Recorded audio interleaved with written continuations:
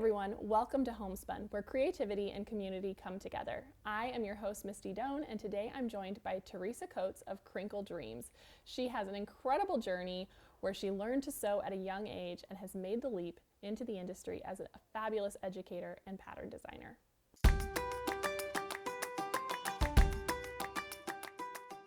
Teresa, thank you so much for being here with me. I'm happy to be here. You know, we're getting to spend a good amount of time together filming tutorials and now this, so I'm really glad to have you. So to begin with, why don't you tell everyone how you got started with sewing? So I started sewing when I was just a little kid. My mom is a sewer, my grandmother was a sewer, and I started actually at church as a little kid. I remember we had a class where we made a drindle skirt. Do you know what a drindle is? I don't. So it's basically where you have just a waistband and then it's a gathered skirt. Okay. So one that looks really good on you when you're 12. Yes. So we made one of those. That was one of my first projects. And from there, I just kind of kept sewing through my teenage years. And I stopped for a while in my early 20s because it was easier just to buy clothes somewhere else. And then when my kids were born, when I was pregnant with my son, that's when I got into quilting. Okay. And so back in '92, I made my first quilt, and then it's just been, you know, ever since. And now my career is here. And yeah, I absolutely love it. I love that. So how did you make the jump from hobbyist to having it be your career? So it's kind of funny because I went to college and I got an English degree because I wanted to work for a magazine. Okay. And the magazine that I ended up working for first was Fab Shop News, which is a magazine for the industry for quilt shops. And so I'd actually never been to a quilt shop before when I got that job. And she was like, one of the things I want you to do is go visit quilt shops. And so I visited a few in the Portland area and I was like, oh, this is a whole thing. This is so different than the big box stores. And that was kind of how I got the leap into it. So I'd actually wanted to be a writer, editor, ended up working there. I worked there for a few years and then it's just sort of tumbled. Snowballed from there. Yeah, exactly. And so you are kind of a very well-known teacher these days. So how did you make that leap into teaching? So I taught at a store in Portland called Fabric Depot, which probably is remembered fondly by a lot of people. It was a very big store. It was great. And I got a job there doing social media. And that's what I kind of ended up working in the industry a little bit, is doing social media for a couple different companies. I ended up there, and then they needed a teacher for some class. And the teacher wasn't available, so they asked me to teach. I was like, I'll do it. Yeah. And I realized I loved it. And I kind of, it really snowballed from there. Is that I taught a few classes. I taught a block of the month. Like, I just got more and more, and then a job opening came up at Shannon Fabrics, and they were looking for an educator, and I was like, I'll do it. So I ended up moving to LA and working for Shannon Fabrics for the next 8 years doing education, and that was primarily what I've done there, is teaching and then writing the tutorials, writing the patterns, all that sort of stuff is what I did. And then now I've launched my own little thing with Crinkle Dreams. You're off on your own with Crinkle Dreams. I love that. And when you were at Shannon, I think that's when we first met, and I just was so fascinated by all the incredible tips that you came up with, because I must say, for a lot of people, I don't think I'm alone in this, like cuddle can be scary. It can be a little overwhelming. And I was just like, man, you made it so approachable and fun. And now that we've filmed another tutorial together with your pattern company, Crinkle Dreams, you've taken that same element of breaking it down, making it approachable and doable. So I just want to give you some props there. Thanks. That's what I'm always trying to do, is make it so that this thing that seems kind of intimidating is actually doable. And most of the time, we just need to know some of these tips and tricks. And there's really not much that hasn't been done already, and somebody's figured out an easier way of doing it. So I feel like it's good to learn from other people and to see what they're doing. And I try to do that, to give those tips, whether it was with Cuddle or the Quilt Code or anything else, that here's a way to make this a little bit easier. We don't have to do it on our own. Well, and I always say that, like, this should be fun, right? We shouldn't be 100%. Crying in the middle of a project, and if we are, we probably need to walk away for a second. So whatever we can do to make it more enjoyable is the goal, right? Sewing is my happy place, and I want to share that with other people. And really, that is just these little tips that really do make it so that we're not, screaming at the machine and frustrated in our moment. Yeah, I really do. I love doing that for people. Is there some advice that you were given that, like, really took the fear away from sewing for you, like when you first started? I think the thing that took the fear out of sewing lots of different things was when I was working at Fabric Depot and I got to sew samples sometimes. And the other sample sewer, her name is Paula, and she had been working there for years, and she can sew anything. Yeah. And she really did take a lot of the fear out of me, like, I don't have any idea what to do with that. Oh, you're going to do this. Just follow me. And that was, I learned, like, that's the easiest way to do it, is take advice from somebody who's done it before. Yeah. They have some way of doing it. So yeah, Paula would be it. I love that. And the flip side of that too is don't be afraid to share what you know. Yes. Right? Yes. Yeah, absolutely. Because it made a difference for you. And now here you are out teaching so many people. And it makes a big difference for everybody, I think. And then we can share that knowledge in all sorts of situations. I think so. Yeah. I love that. So what would you say to someone who has maybe just barely started dabbling into sewing, and they see what you do and you've created your own pattern company and you're teaching all the time? What would you say to them to encourage them to make that leap or to take that leap into the industry? I really think the biggest thing is to believe in yourself and to just keep practicing. So we've talked before about like all the opportunities to sew with our jobs, that makes us better sewers. Absolutely. And I really do feel like all of the time that you can take to practice and to do things over and over again.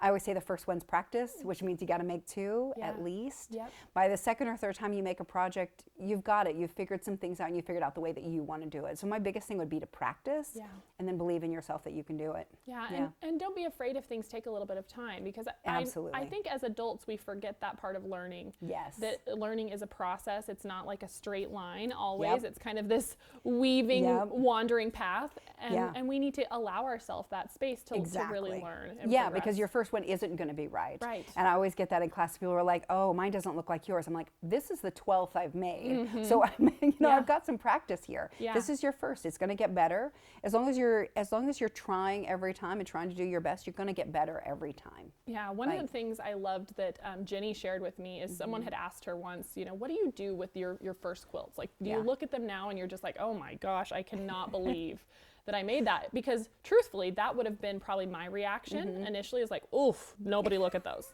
But what she said is, she's like, "I honor those. I honor those because that's part of my journey." And it was it was like this light bulb moment for me that like that's part of it. Like there's no reason to have any shame around those early learnings. Yeah, exactly, because you're doing your best. Yeah. One of my very first quilts, I made one for my daughter. And that one I actually did envelope style because I didn't know about binding, so I just turned it inside out and did some stitching. And the second one I did for my daughter, I did where you bring the back around.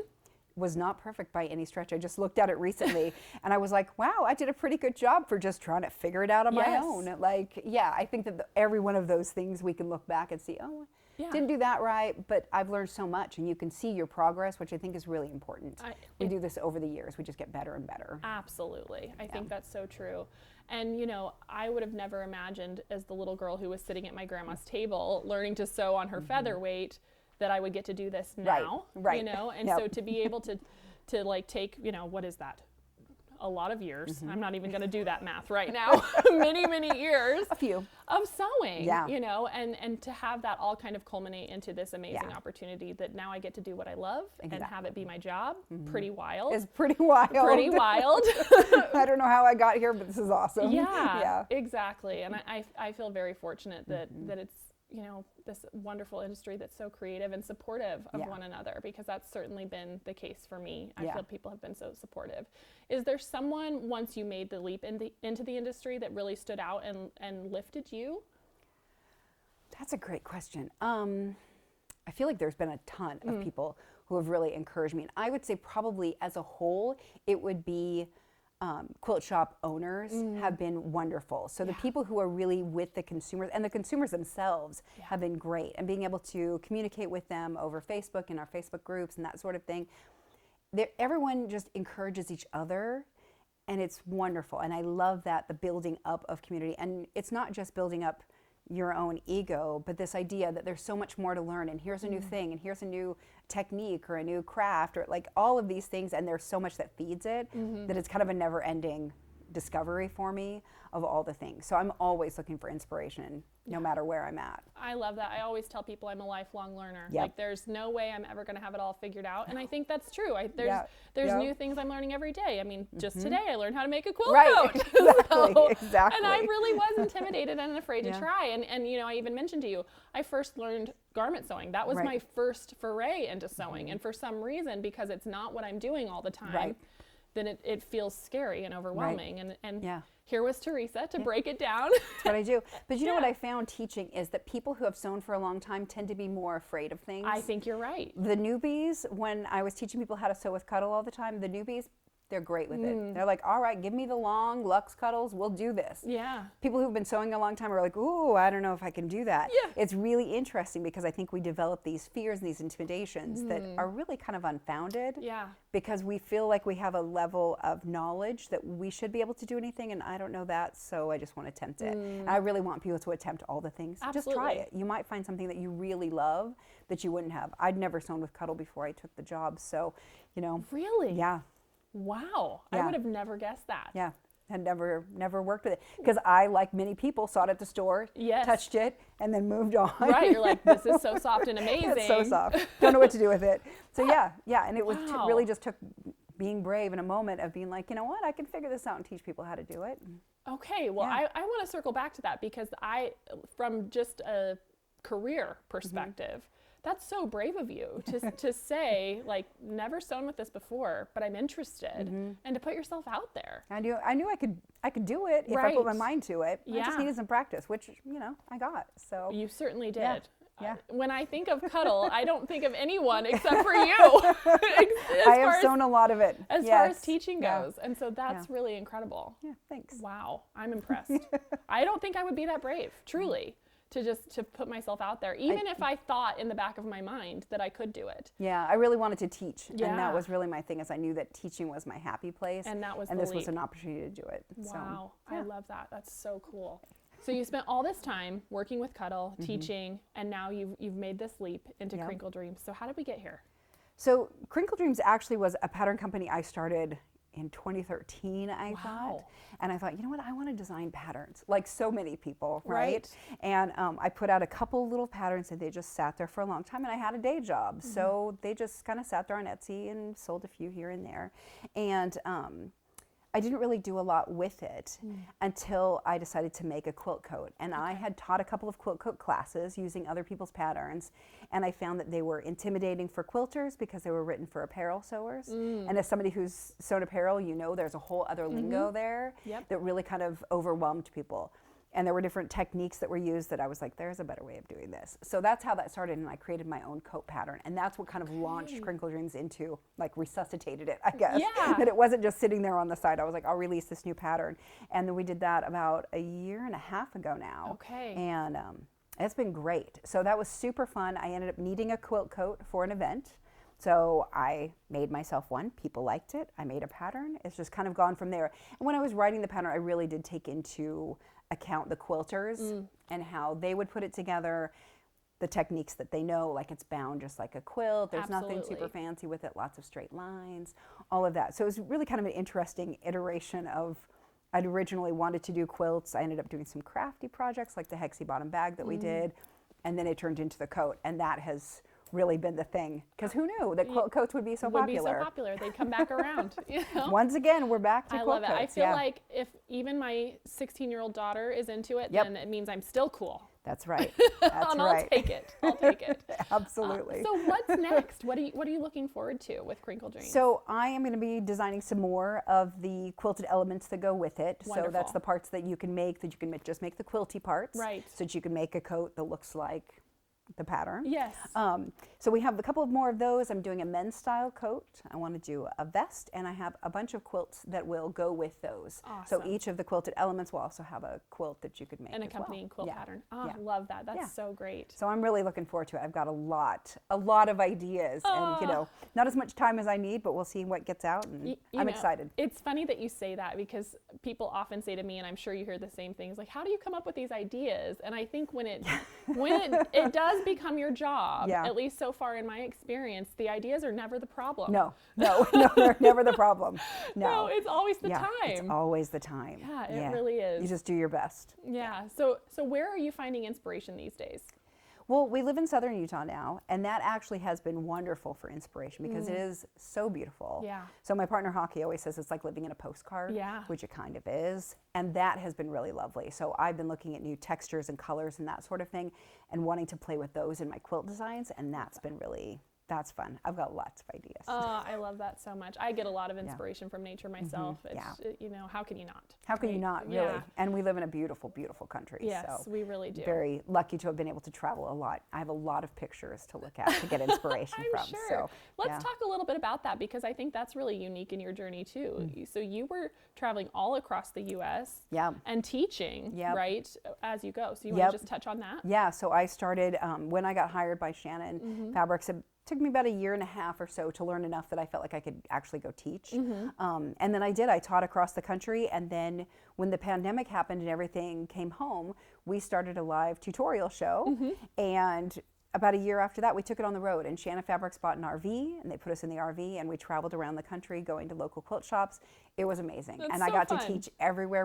We ended up in 46 states. Wow. So over 1 year. And yeah, it was wonderful. It was absolutely wonderful. But I have pictures from everywhere. That's so cool. So have you been to all 50 states now? I have not been to Hawaii or Alaska yet. Oh my gosh, okay. Yeah, I got 2 more to go. That's awesome. Well, I've been to Hawaii and it's fabulous, but I have not been to Alaska. You haven't been to Alaska either. And that's on my list. I would love to visit. Yeah, during the summer though. Yes, definitely. It's funny. My son, he's like, he loves to snowboard. And so when they turn 16, we let them plan these big trips. Got it. And he wanted to go to Alaska to snowboard. And I was like, oh, I don't think. And so funny enough, at the last minute, he changed his mind and he ended up going to Hawaii. Oh, really? Yeah. So, so long way to cover both of those states. Yeah. But That's so fun. I love that you got to travel and do all of that. So me too. I know you like to hike and do some outdoorsy thing. Is there any other creative hobby that you have that kind of helps reset you if you've lost your sojo? Well, you know what? I think having a career in this industry, you can't lose your sojo because you have to sew through it. It's true. You have to work through it. So I've never lost my sojo for myself, because I don't think I've had the opportunity to do it. That's true. But when I'm looking for new inspiration, I often want to be outside. That is a big thing. And we've talked, I love reading. Yeah. I love reading. And so that often kind of gets ideas going and what's sitting in my mind a lot, and I'll kind of tweak things that I'm listening to become inspirational for either things that I want to make or do or go to, all of those sort of things. Yeah, books are very inspirational for me, for sure. But I love getting outside. I think it's the biggest place where I'm like, all right, so now I want to do this. Yeah. You know, I always say I'm like a house plant. Just give me some sunshine and a little bit of water. I'm good to go. Yep. Some fresh air. I'm great. That's so absolutely. Good. So how do you balance kind of your schedule, especially now that you've taken this on your own and it's you're in charge of yourself, you know, top to bottom? What does a day look like for you? Well, I like to get up early, start working. So I'm an early bird for sure. By about 4 or 5 o'clock in the afternoon, I'm kind of good for not a lot. So I do tend to do the work in the morning and get stuff done. I like to have a day where I spend in the studio. So that's kind of how I try to divide things up by what has to be done on certain days, by being an office day, or this is a design day, this is a creative day. And for myself, I always need a little bit of time to ramp up to the creative. So I can't do that 15 minutes of play very easily. I look at the stuff for 15 minutes and I'm like, I have no idea. And then I get an idea and I have to quit. So I really like to take hours of just kind of doing stuff. So I often actually use kits, so pre-made kits to kind of jumpstart things for myself. So if I'm trying to come up with a new pattern, I'll often work on something that's already a pre-cut kit so that I'm just sewing and letting my brain kind of relax. Yeah, and so my brain can start doing something while I'm doing this. And there's something about that makes me work better. And so I like to have days that are studio, that'll start out just sewing kind of nonsense and then become something where I can actually get creative. And I love that. I love being able to take that time to separate office from creativity. That's interesting that you bring that up, because that's something that I just finally kind of worked out in this last year. It's like, no, if I'm going to have a bunch of meetings and a bunch of calls and a bunch of emails, that's one day. And I'm not going to get design done in the midst of that. It's never going to happen. And so being able to block out those schedules has made all the difference for me as well. Exactly. It makes a big difference in my output in both areas. And I want to be good at both. Exactly. You want to shine and you want to have time to actually let those creative thoughts grow and form to their fullest potential. And if you're just always kind of under the gun, shoving it in between other things, it doesn't work. It doesn't work. It doesn't work. And then you're not doing your best at any of it. Exactly. All right, so circling back to that element of fear that you mentioned earlier, that sometimes the more experienced sewers are also a little more nervous. Yep. So let's talk about quilt coats, because for me, there was definitely some fear involved there. And Yes. so how, like, what do you say to people to encourage them to, make that first cut?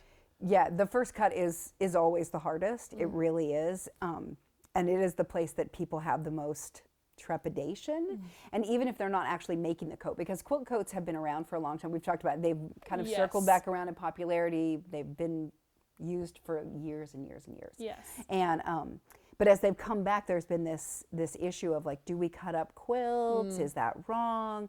And there's a lot of fear in that of ruining something. Sure.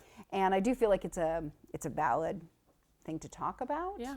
And there is some fear in that, but I feel like it puts a lot of value on the quilting. And I always tell students that this is a place for them to show off what they're good at. So we do quilts and they sit in the guest bedroom. They sit in a closet. We don't get to show them off. We tell people that we're quilters, but we don't actually get much that we get to show them. So I love the idea of cutting up a quilt that you've made. Yeah. Even if you've made it like specially for this, actually doing all the work is really empowering. So rather than fear inducing, it gives you some power over what you're doing and showing off your work, which I love. Yeah. In class, we often have people bring in quilts, and sometimes they will bring in nice quilts that they're a little more afraid.